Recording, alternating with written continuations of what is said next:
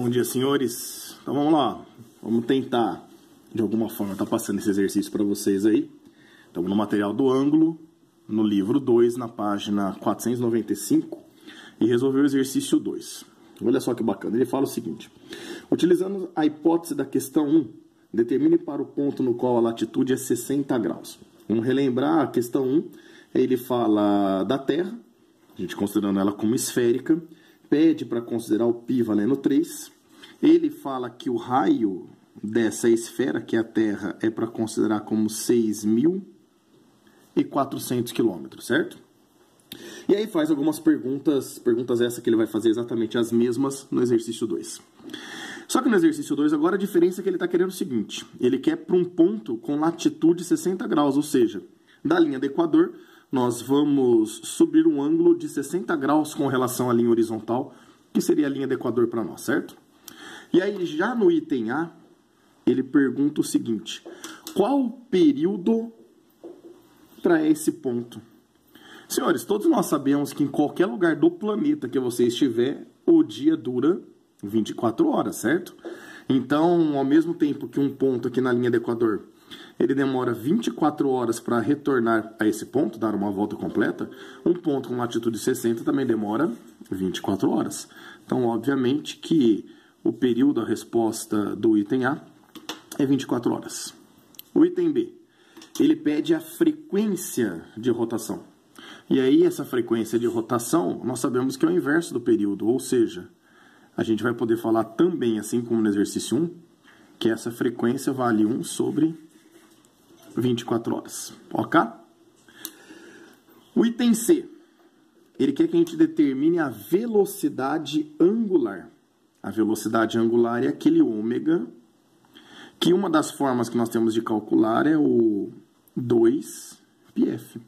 Então, nesse caso, a gente vai ficar 2 vezes o π que ele pediu para considerar 3, e a frequência que nós acabamos de ver, que vale 1 sobre 24 horas. 2 vezes 3 dá 6, né?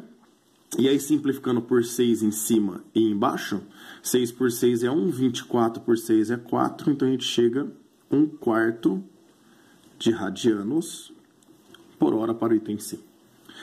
E por último, o item D. Esse é o único que vai dar um pouquinho diferente com relação a 1. Por quê? Ele pede a velocidade escalar instantânea. Essa velocidade escalar instantânea, uma das formas que nós temos de calcular seria o 2πrf. O π nós conhecemos e a frequência nós acabamos de calcular no item C, certo? Só que nós vamos ter que descobrir o raio. Nesse caso, o raio que nós vamos trabalhar aqui é o raio, tomando como referência a distância do ponto que a gente está, latitude 60 graus, em relação ao eixo central da Terra. Então é aquele raio R em vermelho, e vezes a frequência. Então nós vamos ter que calcular esse raio R aqui, ó. Para isso, eu quero que vocês observem aqui que existe um triângulo A, B, C para nós aqui, certo? E usando a regra do Z do Zorro, ó, que vocês aprendem na matemática, nós temos ângulos alternos e internos. Então, esse ângulo aqui de cima também vale 60 graus. Isso significa que para nós podermos calcular o raio, e o raio vermelho, né, o R, nós sabemos que a distância do centro da esfera até a superfície é o próprio raio R, que vale 6.400. Então, nós temos a hipotenusa e queremos um cateto adjacente. Portanto, nós podemos fazer um cosseno de 60 graus. É o cateto adjacente, que é R, sobre a hipotenusa, que é R. Então, nós vamos ter aqui que cosseno de 60 vale meio. O R é o que nós queremos. E o R vale 6.400 quilômetros. O 6.400 está dividindo, passa multiplicando. E aí ele vai ficar dividido por 2. A gente descobre que esse raio R, ele vale 3.200 quilômetros. Ou seja, metade do raio R que nós tínhamos lá embaixo.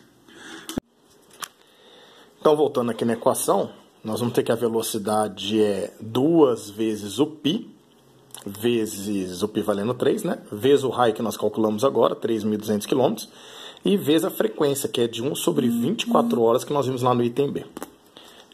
O 2 e o 3 multiplicando dão 6, né? E aí, simplificando 6 por 24 dá 4.